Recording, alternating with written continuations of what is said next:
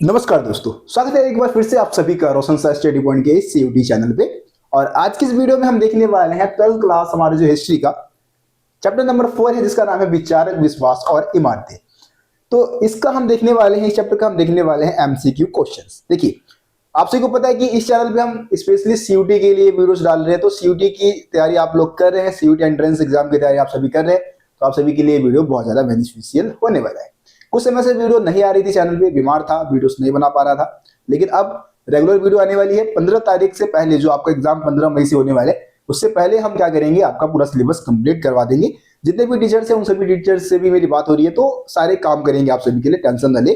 अब लगातार वीडियोस आप लोगों के लिए चैनल पे आने वाली है। तो स्टार्ट करते हैं अपने क्वेश्चंस को देखना स्टार्ट करते हैं, चीजों को समझना स्टार्ट करते हैं। वीडियो में बस यही रिक्वेस्ट करूंगा कि लास्ट तक बने रहना, ठीक है? स्किप करके मत चले जाना भाई, सारे क्वेश्चन देखेंगे। क्वेश्चंस के आसपास की जो चीजें हैं, जो थीम है, उसको भी हम समझते हुए चलेंगे, है ना? ऐसा नहीं है कि बस रटेंगे हम, ऐसा नहीं है कि बस 50 एमसीक्यू अगर मैं इसमें लेके आया हूं तो आपसे ही बस 50 एमसीक्यू क्वेश्चन को रट लेंगे और आपका काम हो जाएगा। ये काम हमें नहीं करना है। हमें क्या करना है, क्वेश्चन के आसपास की चीजों को भी समझते हुए चलना है, ठीक है जी? तो हिंदी मीडियम में हमारा रहेगा, सारा कुछ हिंदी मीडियम में मैं आपको करवाने वाला हूं, है ना?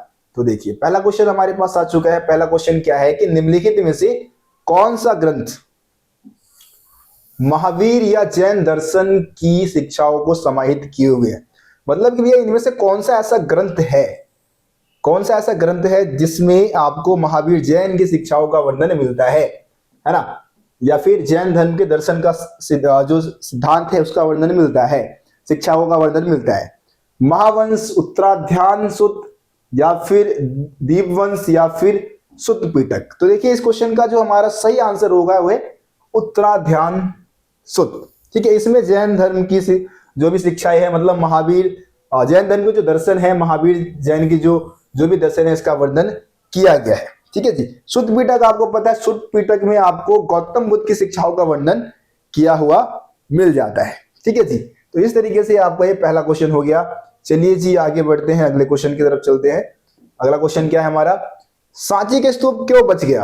और सांची का स्तूप क्यों बच गया जबकि अमरावती का स्तूप नष्ट हो गया? निम्नलिखित विकल्पों में से सही कारण का चयन कीजिए।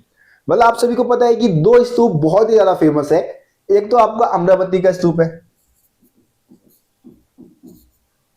अमरावती का स्तूप कहां है भाई? आंध्र प्रदेश में। आप सभी को मालूम होना चाहिए भाई, किस राज्य में है? आंध्र प्रदेश में है ना?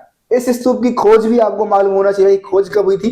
1796 में इस स्तूप की खोज की गई थी, है ना? एक स्थानीय राजा द्वारा। किसके द्वारा? एक स्थानीय राजा द्वारा इसकी खोज की गई थी। लेकिन अब यह स्तूप नष्ट हो चुकी है, इसका गौरव पूरा खत्म हो चुका है। लेकिन दूसरा एक जो बहुत ही फेमस स्तूप है वो आज भी सुरक्षित है, सांची का स्तूप, ठीक है जी? सांची की स्तूप की खोज कब हुई थी भाई? 1818 में, ठीक है? 1818 में इसकी खोज की गई थी, इसकी खोज हुई थी। तो इन दोनों में से कौन सा स्तूप आज सुरक्षित है? सांची किस राज्य में है भाई? एमपी में है ना? भोपाल, एमपी की राजधानी क्या है? भोपाल, वहां है। अब इसमें से आपको पता है कि सांची का स्तूप आज भी सुरक्षित है जबकि अमरावती का स्तूप नष्ट हो चुका है। इसमें आपको एक तरीके से सही कारण का चयन करना है कि भाई किन कारणों से, इसका मतलब किस कारण से सांची का स्तूप बचा रहेगा और अमरावती का स्तूप नष्ट हो गया। चलिए जी, पॉइंट्स को पढ़ते हैं फिर आंसर देते हैं। सांची सम्राट शाहजहां द्वारा संरक्षित था। गलत है भाई। सांची का संबंध शाहजहां, सम्राट शाहजहां से नहीं, बेगम शाहजहां से है। तो यहाँ पे सम्राट शाहजहां का नाम दे रखा है, जो कि मुगल वंश के बादशाह थे, तो ये तो होगा नहीं। अगला क्या है, बंगाल की एशियोटिक सोसाइटी ने इसको सुरक्षित रखने की कोशिश की। ऐसा कुछ भी नहीं किया गया भाई। इसके द्वारा जो बंगाल में जो एशियोटिक सोसाइटी और बंगाल है, उसके द्वारा कोई भी विशेष कदम नहीं उठाया गया इसकी सुरक्षा के लिए। कॉलिन मैकेंजी ने अपनी सांची की जानकारी समर्पित कर दी। देखो जी, कॉलिन मैकेंजी के बारे में आपको पता होना चाहिए, ईस्ट इंडिया कंपनी के अधिकारी थे, एक इंजीनियर भी थे, है ना? लेकिन इन्होंने अमरावती के बारे में भाई एक पुस्तक लिखा, एक मतलब उन्होंने एक तरीके से अपना रिपोर्ट तैयार किया था अमरावती के बारे में, ना कि सांची के बारे में, है ना? तो कॉलिन मैकेंजी ने अपनी सांची की जानकारी समर्पित कर दी। सांची के बारे में उन्होंने कोई जानकारी नहीं दी थी, अमरावती के बारे में दी थी। गलत है। अमरावती के नष्ट होने के बाद ही विद्वान इस स्थल पर संरक्षण का महत्व समझ सके, ये देखिए जी, ऑप्शन डी जो दे रखा है बहुत हद तक सही है, बहुत हद तक मतलब सही है। कहने का मतलब ये क्या लिखा है कि अमरावती के नष्ट होने के बाद ही, मतलब जब ये अमरावती का स्तूप नष्ट हो गया ना, उसके बाद ही विद्वान समझ गए कि जो हमारे देश की धरोहर है, जो कलाकृतियां है, उसको खोज वाले जगह पे ही सुरक्षित रखना चाहिए, है ना। इस बात को समझ चुके थे, इसीलिए अमरावती के स्तूप को संरक्षित रखने में लोगों ने अपना योगदान देना स्टार्ट कर दिया। खास करके आप सभी को मालूम है कि जो भोपाल की दो बेगम थी, शाहजहां बेगम और सुल्तानजहां बेगम, उन दोनों ही बेगमों ने इस स्तूप के रख रखाव के लिए काफी अच्छा खासा योगदान दिया था, है ना। तो इस तरीके से हमारे ये भी सही हो जाता है। चलिए जी आगे बढ़ते हैं। अगला क्या है, क्वेश्चन नंबर 3 है, सही विकल्पों को चुने। बुद्ध के जीवन काल के दौरान क्वेश्चन को ध्यान से पढ़ना है भाई, एमसीक्यू में सभी क्वेश्चन को बहुत ही ध्यान से रीड करें आप। बुद्ध के जीवन काल के दौरान और उनकी मृत्यु के बाद भी बौद्ध धर्म तेजी से विकसित हुआ, क्यों? जब गौतम बुद्ध जीवित थे तब भी बौद्ध धर्म तेजी से फैला था, उनके मृत्यु के बाद भी बौद्ध धर्म तेजी से फैला। क्या रीजन थे ऐसे, है ना, क्या कारण रहे होंगे, उसी के बारे में आपको बताना है। पहला दे रखा है कि भाई बुद्ध और उनके शिष्यों ने प्रकृति में शिक्षा दी। बौद्ध धर्म में अनुष्ठानों को महत्व दिया गया, अनुष्ठान वगैरह को भाई महत्व इसमें दिया जाता नहीं था। लोग मौजूदा सामाजिक प्रथाओं से असंतुष्ट थे। संघ में केवल पुरुषों को अनुमति दी गई थी, नहीं भाई महिलाएं भी शामिल हो सकती थी, ठीक है। ऊपर वाला था बुद्ध और उनके शिष्यों ने प्राकृत में शिक्षाएं दी। वैसे इनकी ज्यादातर जो शिक्षाएं है आपको पता है पाली भाषा में, है ना, तो ये भी गलत है। यहां पे आप देखेंगे ऑप्शन सी, लोग मौजूदा सामाजिक प्रथाओं से असंतुष्ट थे। मतलब कि जब गौतम बुद्ध ने बौद्ध धर्म की स्थापना की, उस समय आपको पता है कि हिंदू धर्म, दूसरा जो धर्म था, जो दूसरी सामाजिक प्रथाएं थी, है ना, जो दूसरी सामाजिक प्रथाएं थी उसमें आप हिंदू धर्म को ले सकते हैं, है ना। तो हिंदू धर्म में बहुत सारी कमियां थी भाई, जात पात के आधार पर भेदभाव होता था, बहुत सारे पूजा पाठ करने होते थे, इन सभी चीजों से लोग परेशान थे, उनको मतलब कुछ अलग चाहिए था भाई। बौद्ध धर्म एक बढ़िया धर्म उनको नजर आया और इस वजह से भी बौद्ध धर्म को लोगों ने अपनाया, है ना। तो ये पॉइंट सही सिद्ध होता है, जब गौतम बुद्ध जीवित थे, जब गौतम बुद्ध की मृत्यु हो गई उसके बाद भी बौद्ध धर्म तेजी से फैला। बहुत सारे रीजन है लेकिन यहाँ पे सही क्या है, ऑप्शन सी। उम्मीद करता हूं आप इसको भी समझ गए होंगे। चलिए जी आगे बढ़ते हैं अगले क्वेश्चन की तरफ। क्वेश्चन नंबर है 4। क्वेश्चन क्या दे रखा है जी, निम्नलिखित चिंतक का उद्भव ईसा पूर्व प्रथम 6वीं शताब्दी में हुआ। आप सभी को मैं बता चुका हूं 6वीं शताब्दी का मतलब क्या होता है, 1000 वर्ष, ठीक है जी। जब एक ही बार हमें इतिहास में पूरे 1000 साल को दर्शाना होता है तब हम क्या करते हैं, सहस्त्राब्दी शब्द का इस्तेमाल करते हैं, है ना। यानी कि सहस्त्राब्दी का मतलब क्या है, 1000 साल, ठीक है। तो ईसा पूर्व यानी कि ईसा मसीह के जन्म से पहले का जो 1000 वर्ष है, उस समय बहुत सारे चिंतकों का उदय होता है, जैसे कि महावीर जैन, गौतम बुद्ध भारत में, सुकरात, प्लेटो, अरस्तु यूनान में, खुंगत्सी चीन में, और एक और नाम आपको याद होना चाहिए, ईरान में भी था, जरथुस्त्र, ठीक है। जरथुस्त्र जो कि पारसी धर्म के संस्थापक भी माने जाते हैं, तो उनका भी उद्भव देखने को मिलता है। उपरोक्त सभी सही आंसर हो जाएगा, उपरोक्त सभी, ऑप्शन डी आपका क्या हो जाएगा, करेक्ट आंसर हो जाएगा। चलिए जी आगे बढ़ते हैं, अगले क्वेश्चन की तरफ चलते हैं। अगला क्वेश्चन क्या है हमारा, अगला क्वेश्चन है, निम्न जटिल यज्ञ राजा अथवा सरदार किया करते थे। भाई इसमें से कौन सा ऐसा यज्ञ है जिसको सिर्फ राजा और सरदार करवा सकते थे? यानी कि ऐसे यज्ञ होते थे जिनको करवाना बहुत टफ था, जिनको करवाने में बहुत सारे मतलब पैसे वगैरह खर्च करने होते थे। कौन सा यज्ञ भाई, अश्वमेध, राजसूय, केवल ए या फिर ए और बी दोनों? तो देखिए अश्वमेध और राजसूय दोनों ही यज्ञ जटिल यज्ञों की श्रेणी में आ जाते हैं, जटिल यज्ञ कहलाते हैं, और इस हिसाब से आपको ऑप्शन डी क्या हो जाएगा, सही हो जाएगा। देखो अश्वमेध यज्ञ राज्य के विस्तार के लिए करवाया जाता था, रामायण काल में भी प्रभु श्री राम ने अश्वमेध यज्ञ करवाया था। राजसूय यज्ञ की बात करूं तो राजसूय यज्ञ उस समय करवाया जाता था जब किसी राजकुमार का, किसी व्यक्ति का राज्याभिषेक होता था, है ना, जब उसको राजगद्दी पे बैठाया जाता था तब राजसूय यज्ञ करवाया जाता था। उम्मीद करता हूं आप इसको समझ चुके होंगे। चलिए जी आगे बढ़ते हैं। अगला क्वेश्चन क्या है, क्वेश्चन नंबर 6, जैन धर्म के 24 महान शिक्षक क्या कहलाते थे? जैन धर्म के जो 24 महान शिक्षक है उनको क्या कहा जाता है? तो उनको कहा जाता है तीर्थंकर, क्या कहा जाता है, तीर्थंकर, है ना। महावीर जैन 23वें तीर्थंकर थे, ठीक है, ये भी याद रखना। महावीर जैन जो थे, गलत बोल रहा हूं, महावीर जैन जो थे वो 24वें तीर्थंकर थे, है ना। तीर्थंकर उन महापुरुषों को कहा जाता था जो कि स्त्री और पुरुष के जीवन का नैया पार लगाते थे। महावीर जैन से पहले 23 तीर्थंकर हो चुके थे, ये 24वें तीर्थंकर थे, ठीक है। तो ये चीज आप जरूर याद रखें। आई थिंक जो फर्स्ट जो तीर्थंकर थे वो ऋषभदेव और 23वें पार्श्वनाथ, ये भी याद रख लेना। ऋषभदेव पहले थे, पार्श्वनाथ 23वें थे। एक बार आप लोग गूगल कर लेना भाई, अगर थोड़ा गलत हो रहा हो तो उसको सही कर लेना आप, लेकिन मेरे हिसाब से ऋषभदेव को ही वास्तव में जैन धर्म का संस्थापक भी माना जाता है, क्योंकि उन्होंने ही इसके सिद्धांत को शुरू किया था सबसे पहले, ऋषभदेव ने, ठीक है।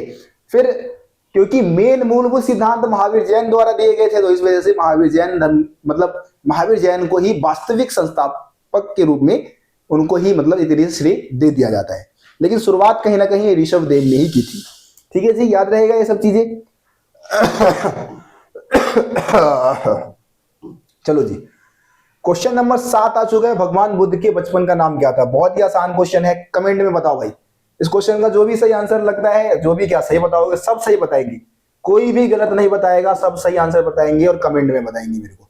बुद्ध श्रवण कहलाते थे, जो बुद्ध श्रवण होते थे वो क्या कहलाते थे? जो बिल्कुल साधारण जिंदगी जीते थे, है ना, उनको क्या कहा जाता था? तो उनको भिक्षु कहा जाता था, है ना। बुद्ध श्रवण को क्या कहा जाता था? भिक्षु कहा जाता था।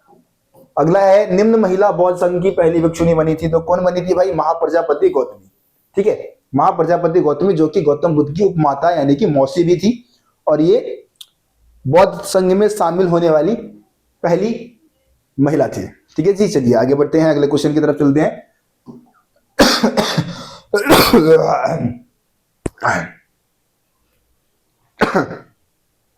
भगवान बुद्ध का जन्म स्थान, भगवान बुद्ध का जन्म स्थान क्या है? तो भाई लुम्बिनी, ठीक है जी। लुम्बिनी किस देश में है? नेपाल में, ठीक है जी। किस देश में है? नेपाल में है। तो जन्म स्थान क्या है? लुम्बिनी, ठीक है जी। आगे बढ़ते हैं। जहां बुद्ध ने निर्वाण प्राप्त किया, निर्वाण प्राप्त का मतलब क्या होता है? मोक्ष की प्राप्ति हो जाना, यानी कि जहां पे गौतम बुद्ध की मृत्यु हुई। तो गौतम बुद्ध की मृत्यु कहां हुई थी? कुशीनगर में हुई थी, ठीक है जी। कुशीनगर कहां है? तो कुशीनगर यूपी में है, ये भी चीज याद रखना। कुशीनगर कहां है? यूपी में है, ठीक है। चलो जी आगे बढ़ते हैं अगले क्वेश्चन की तरफ। स्तूप का संस्कृत अर्थ क्या होता है भाई? स्तूप का सांस्कृतिक अर्थ होता है टिला, है ना। एक टिला है जो कि कहीं ना कहीं स्तूप कहलाता है, तो टिला आपका क्या हो जाएगा? सही आंसर हो जाएगा। चलो जी अगला क्वेश्चन, निम्न में से कौन सी संरचना स्तूप से संबंधित नहीं है? ये थोड़ा क्वेश्चन टफ है, थोड़ा सा आपको करने में दिक्कत हो सकती है।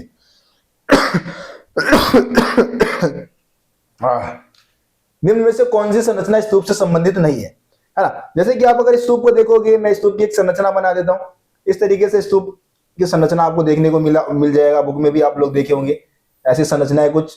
इधर आपका हर्मिका होता है, मस्तूल वगैरह बनाए जाते हैं, ठीक है, कुछ इस तरीके से कुछ ऐसा आपको स्तूप दिख जाएगा।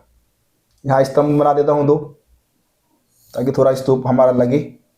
इधर तोरण द्वार होते हैं, इधर तो सीढ़ी बनी होती है, एक तो भाई सीढ़ी होगी, ठीक है जी, और इधर तोरण द्वार होगा।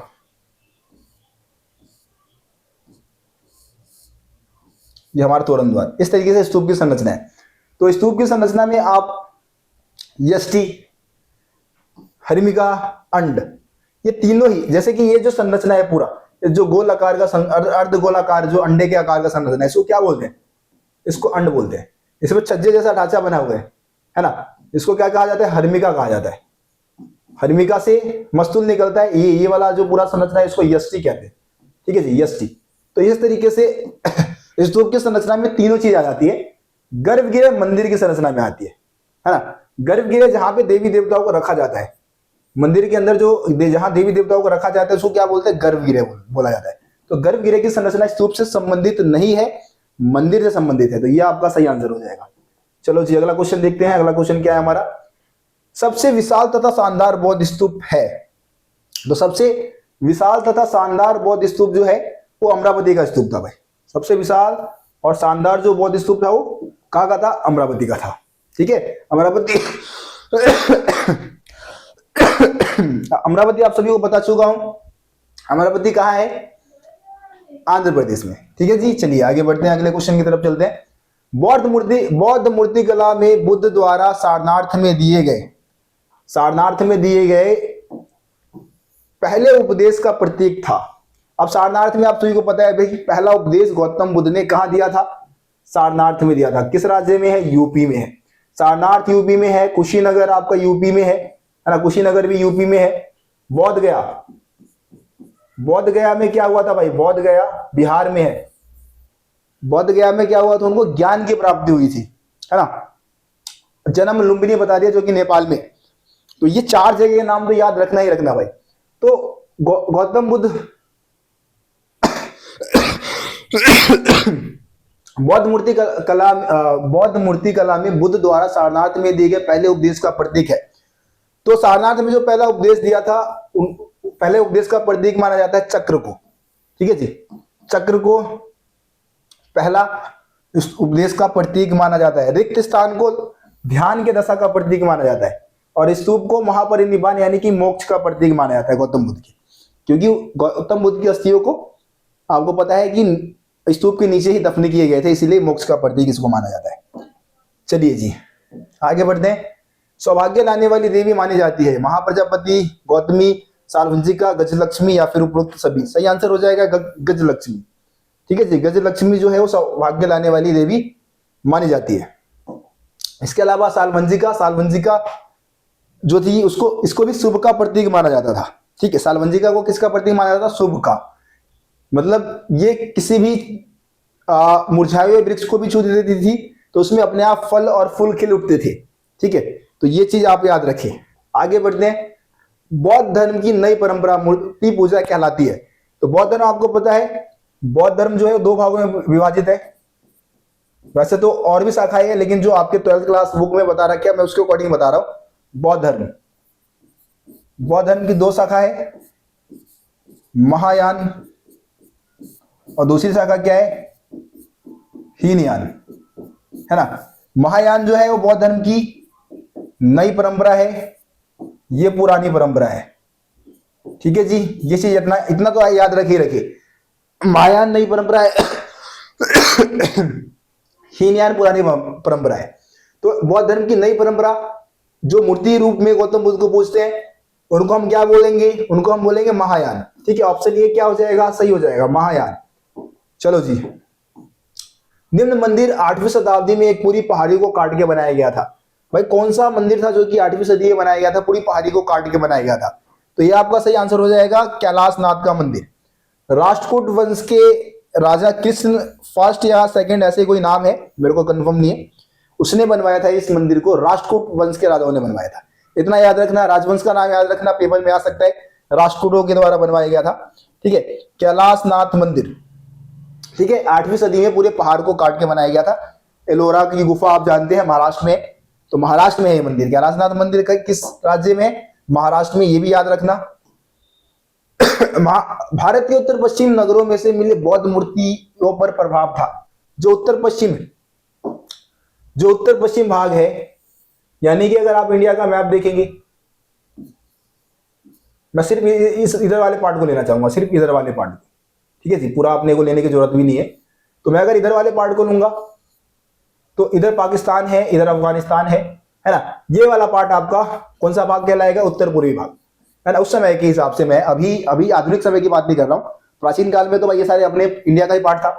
तो इधर वाला जो यहाँ से जो अपनी मूर्ति मिली अफगानिस्तान से, पाकिस्तान के पेशावर जैसे स्थानों से हमें जो बौद्ध मूर्तियां मिली है, उस पर किसका एक तरीके से प्रभाव था? किस मूर्ति कला का प्रभाव था? तो यूनानी मूर्ति कला का प्रभाव था, है ना। यूनानी मूर्ति कला को कहीं ना कहीं फॉलो करती थी ये सारी चीजें। ठीक है, तो सही आंसर हो जाएगा आपका यूनान। आगे आज जो बौद्ध धर्म ग्रंथ के विद्वानों ने किस भाषा का मुख्य रूप से प्रयोग किया? तो भाई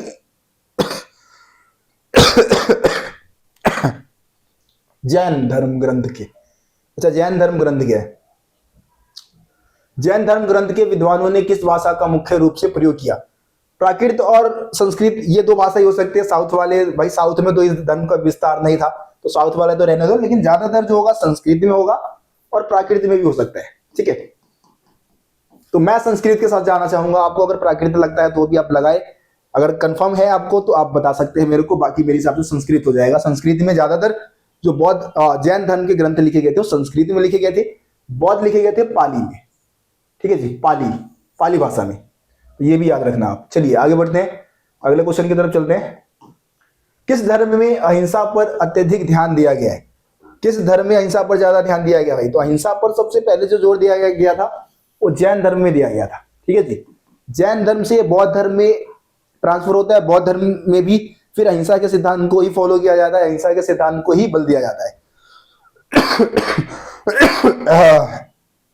चलिए जी आगे बढ़ते हैं। निर्वाण शब्द का क्या अर्थ होता है? निर्वाण शब्द का क्या मतलब होता है भाई? जीवन मरण के बंधनों से छुटकारा पाना, अहिंसा की राह पर चलना, सभी जीव जंतुओं से प्रेम करना, इनमें से कोई नहीं। तो इसका जो सटीक आंसर हो जाएगा वो है ऑप्शन ए, जीवन मरण के बंधनों से छुटकारा पाना। यही वास्तव में निर्वाण शब्द का मतलब होता है, जीवन मरण के चक्र से मुक्त हो जाना। ठीक है जी, तो बौद्ध धर्म की परिभाषा है वैसे ही। चलिए आगे बढ़ते हैं। अगला क्वेश्चन क्या है हमारा? अगला क्वेश्चन आ चुका है, बौद्ध मठों को क्या कहा जाता था? बौद्ध मठ को हम क्या कहते हैं? मठ, मंदिर, विहार या फिर स्तूप? तो देखो बौद्ध मठ को कहा जाता है विहार, है ना। विहार मतलब आप समझते हैं ना, जहां पे साधु संत रहते हैं। मठ, मोनिस्ट्री या फिर विहार भी बोल सकते हैं, बौद्ध धर्म में इसको विहार बोला जाता है, विहार नहीं विहार। अब एक लॉजिक आपको, जैसे बिहार राज्य की मैं बात कर लूं तो बिहार राज्य का नामकरण भी विहार से ही हुआ है, क्योंकि बौद्ध धर्म के बहुत सारे विहार जो थे, मतलब बौद्ध जो बहुत सारे मठ थे, वो बिहार जो आधुनिक समय का जो हमारा बिहार राज्य, वहां पे बहुत ज्यादा थे, बहुत ज्यादा बौद्ध संत रहते थे, है ना। तो इस वजह से इसी विहार से बन गया बिहार, क्योंकि आपको पता है कि बिहार के लोग कई बार विहार बिहार इसमें अंतर ज्यादा स्पष्ट नहीं कर पाते, बिहार को बिहार ही बोलते हैं, तो इस वजह से बिहार अपना राज्य का नाम बन गया। ये लॉजिक है। ठीक है जी, ये एक लॉजिक है बिहार नाम के आगे, तो इसको भी आप जरूर याद रखिए भाई, कभी भी काम आ सकता है हर चीज। देखो जिंदगी में कोई भी नॉलेज कभी बेकार नहीं जाएगी, हर नॉलेज जिंदगी के किसी न किसी पड़ाव पे, किसी न किसी मोड़ पे काम जरूर आ जानी है। तो हर एक चीज के बारे में आप जितना हो सके नॉलेज गेन करते रहें, है ना। जिस दिन आप नॉलेज गेन करना बंद कर देंगे, आप अपने आप को गेन करना बंद कर देंगे, है ना, अपने आप को आगे बढ़ाने से रोकना शुरू कर देंगे कहीं ना कहीं। तो ये चीज ना हो तो अच्छा रहेगा आप सभी के लिए। अगला क्वेश्चन है, बौद्ध संघ के नियमों का उल्लेख किस में किया गया है? बौद्ध संघ बौद्ध संघ के जो नियम है, बौद्ध संघ के नियमों का उल्लेख किस में किया गया है? देखो सुत्त पिटक में क्या है? सुत्त पिटक में तो आप सभी को पता है कि भाई सुत्त पिटक में बताया गया है गौतम बुद्ध की शिक्षाएं। विनय पिटक में क्या बताया गया है? विनय पिटक में बताया गया है बौद्ध संघ के नियम। अभिधम्म पिटक में क्या है? बौद्ध दर्शन के बौद्ध दर्शन से जुड़े सिद्धांत, है ना। तो सही आंसर विनय पिटक हो जाएगा। ठीक है जी, विनय पिटक सही आंसर हो जाएगा, विनय पिटक।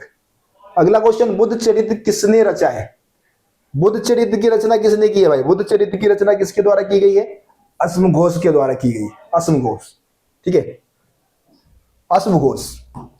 आगे बढ़ते हैं, अगला क्वेश्चन देखते हैं। अगला क्वेश्चन, क्या 7वीं शताब्दी में कौन सा तीर्थयात्री चीन से आया था? कई बार बता चुका हूं भाई, 7वीं सदी में चाइना से तीर्थयात्री जो भारत में यात्रा करने आया था वो कौन था? वो था आपका ह्वेन-त्सांग। ह्वेन-त्सांग आया था 7वीं सदी में, है ना। ये कब आया था? 4थी सदी में, 4थी से 5वीं आई थिंक, चौथी 5वीं, हाँ 4थी होगा। ठीक है, 4थी सदी में।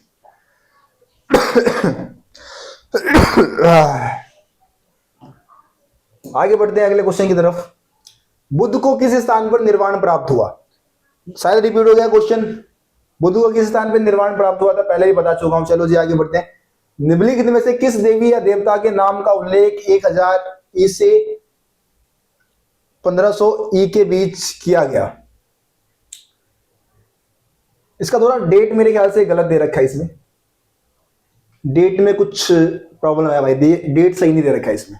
ठीक है, यहां पे होना चाहिए था 1500 से 600 ईसा पूर्व होना चाहिए था, या फिर 1500 से 1000 ईसा पूर्व, 1500 से 1000 ईसा पूर्व ये डेट होना चाहिए था। ठीक है, अग्नि, इंद्र, सोम उपरोक्त सभी इन निम्नलिखित में से किस देवी देवताओं का नाम का उल्लेख, मैं डेट लिख देता हूं, 1500 से लेके 1000 ईसा पूर्व के आसपास किया गया। तो देखो ईसा पूर्व होगा, ईसा पूर्व है ना, ईसा पूर्व। तो इस समय अग्नि, इंद्र और सोम इनकी उपासना ज्यादा की जाती थी, इनकी उपासनाओं का जिक्र किया गया ग्रंथों में। तो उपरोक्त सभी आपका क्या हो जाएगा, सही आंसर हो जाएगा। ठीक है जी, चलिए आगे बढ़ते हैं। भोपाल की बेगम नहीं थी, इनमें से भोपाल की बेगम कौन नहीं थी? सुल्तान जहां बेगम थी भाई, ये तो कहाँ भाग रहा भाई, आजा। सुल्तान बेगम थी भाई, नूरजहां बेगम नहीं थी भाई, शाहजहां बेगम भी थी, है ना। तो इस हिसाब से आपका सही आंसर क्या हो जाएगा, नूरजहां बेगम। ये मुगल वंश की बेगम थी ये। चलो जी आगे बढ़ते हैं। निम्न पुस्तक शाहजहां बेगम की आत्मकथा है। तो शाहजहां बेगम की आत्मकथा क्या है, ताज उल इकबाल तारीख भोपाल, है ना, भोपाल का इतिहास ऐसा करके हिंदी में टाइटल आ जाता है। ये आपके पास क्या हो जाएगा, सही आंसर हो जाएगा। चलो जी आगे बढ़ते हैं। अगला क्वेश्चन क्या है, भिक्षुणियों के रूप में नियुक्त होने वाली महिला थी, भिक्षुणियों के रूप में नियुक्त होने वाली पहली महिला, फिर से आ गया भाई वही क्वेश्चन। तो भिक्षुणी के रूप में नियुक्त होने वाली पहली महिला कौन थी, महाप्रजापति गौतमी थी, है ना। तो इसके बारे में हम पहले बात कर चुके हैं। चलिए जी आगे बढ़ते हैं, क्वेश्चन थोड़े रिपीट होने लगे।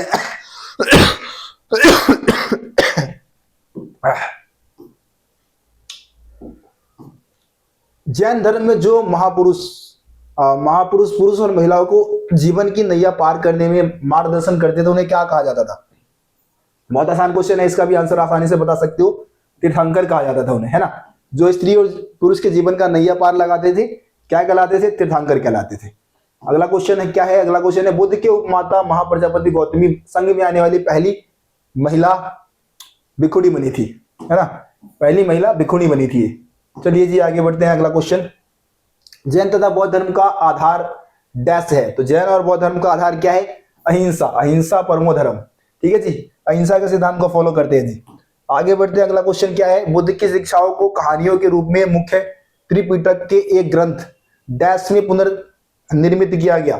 तो सुत्त पिटक में पुनर्निर्मित किया गया है, जो कि त्रिपिटक है। 3 पिटक है आपका, आप सभी को पता है। 3 पिटक में सुत्त पिटक, अभिधम्म पिटक और विनय पिटक, है ना। तो इसमें आपका जो सुत्त पिटक है, इसमें इसको रखा गया है। ठीक है जी, चलिए आगे बढ़ते हैं। बौद्ध धर्म के संदर्भ में निम्नलिखित कथनों का सावधानी पूर्वक अध्ययन कीजिए। बौद्ध धर्म के बारे में कुछ कथन दे रखे हैं, इसमें से आपको पढ़ना है, उसके बाद जो ऑप्शन आपको सही लगता है वो आपको सिलेक्ट करने का है। देखिए जी, पहला क्या है, बुद्ध के जीवन काल में और उनकी मृत्यु के बाद भी बौद्ध धर्म तेजी से फैला। बिल्कुल सही बात है। वो बौद्ध धर्म ने आचरण और मूल्यों को अधिक महत्व नहीं दिया। आचरण और मूल्य को नहीं, आचरण और मूल्य को तो भाई महत्व दिया जाता था। जो लोग समकालीन धार्मिक प्रथाओं से असंतुष्ट थे, ऐसे बहुत से लोगों ने बौद्ध धर्म को आग्रह कर लिया, यानी कि बौद्ध धर्म को अपना लिया। मतलब उस समय की जो सामाजिक परंपराएं थी उससे जो असंतुष्ट थे, उन्होंने बौद्ध धर्म को अपना लिया, ये बात सही है। चौथा क्या है, बौद्ध धर्म ने जन्म के आधार पर श्रेष्ठता को अधिक बल दिया। नहीं जी, ऐसा कुछ नहीं था, हाँ, तो ये भी गलत। बौद्ध धर्म में जन्म के आधार की श्रेष्ठता पर, ये भी गलत है। तो मेरे ख्याल से आपका सिर्फ दूसरा और तीसरा, नहीं, पहला और तीसरा ऑप्शन सी में दे रखा है। पहला और तीसरा आपका क्या है, सिर्फ सही है यहाँ पे। ठीक है, तो ऑप्शन सी क्या हो जाएगा, सही हो जाएगा। आ जाओ जी, अगला क्वेश्चन फिर से कथन और कारण वाला है। कथन और कारण में आपको बहुत ही ध्यान से पहले कथन को पढ़ लेना है, फिर कारण को पढ़ लेना है, फिर दोनों में रिलेशन भी देख लेना है, उसके बाद ये आंसर आपको देना है ना। तो चलिए जी, मैं आप पढ़ के आपको बताता हूं, समझाता हूं कैसे करेंगे आप इस क्वेश्चन का आंसर। कथन क्या है कि जैन मान्यता के अनुसार कर्म के चक्र से मुक्ति प्राप्त की जा सकती है। जैन धर्म में मान्यता है कि भाई आप मतलब कर्म के चक्र से मुक्ति पा सकते हो। बिल्कुल सही बात है। कारण क्या है कि भाई त्याग और तपस्या हमें कर्म के चक्र से मुक्ति दिला सकती है। तो देखो यहाँ ये भी सही है, कथन और कारण दोनों सही है, और दोनों में रिलेशन बन पा रहा है, दोनों में कर्म की बात हो रही है ना, दोनों में ही कर्म की बात हो रही है। तो मैं जाऊंगा कि कथन और कारण दोनों सही है, और कारण कथन का सही स्पष्टीकरण करता है ऑप्शन डी के साथ जाना चाहूंगा। डी आपका क्या हो जाएगा जी, सही आंसर हो जाएगा। चलो आगे बढ़ते हैं।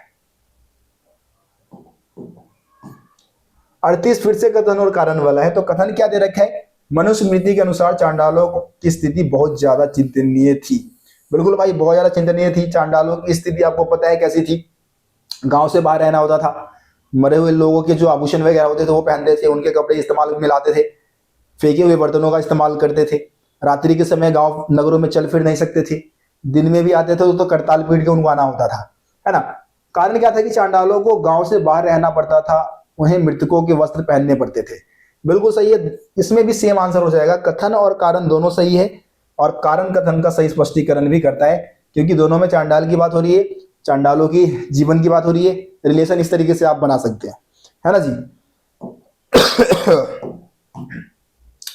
सांची के स्तूप का संरक्षण अंग्रेजों ने किया, गलत। गलत है भाई।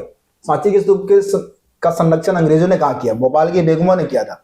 भोपाल के बेगमों में निर्णय लेने में सक्षम नहीं थी। देखो जी, यहाँ पे दोनों ही गलत है, कथन और कारण दोनों ही गलत है।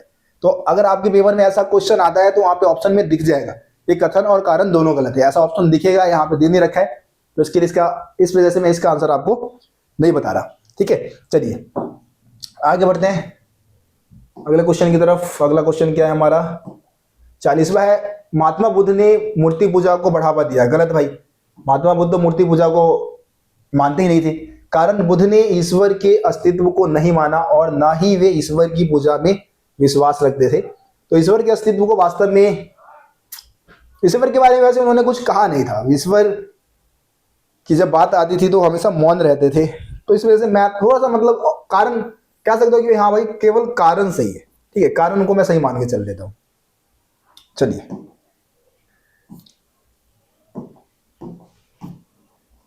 सांची और अन्य स्थानों की वास्तुकला को समझने के लिए बौद्ध ग्रंथों का अध्ययन आवश्यक है।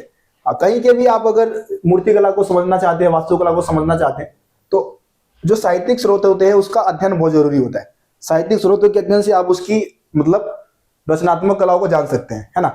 कारण क्या दे रखा है, बौद्ध साहित्य के ज्ञान से मूर्तिकला को समझने में कोई मदद नहीं मिलती, ये गलत है भाई। साहित्यों के अध्ययन से हम मूर्तिकला को, वहां की वास्तुकला को बहुत अच्छे से गहराई से समझ सकते हैं। तो इस हिसाब से आपका केवल इसमें क्या है, केवल कथन सही है, केवल कथन सही है। मध्य प्रदेश में भोपाल के पास प्रसिद्ध डैश का स्तूप है, तो सांची का स्तूप है। ठीक है, आसान था ये, सांची का स्तूप। अगला बढ़ते हैं, ईसा की प्रथम सदी के बाद बौद्ध धर्म बट गया।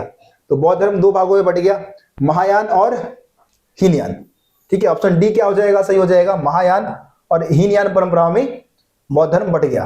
त्रिपिटक का शाब्दिक अर्थ क्या है, तो त्रिपिटक का शाब्दिक अर्थ क्या है, त्रिपिटक का शाब्दिक अर्थ है तीन टोकरियां, तीन टोकरियां।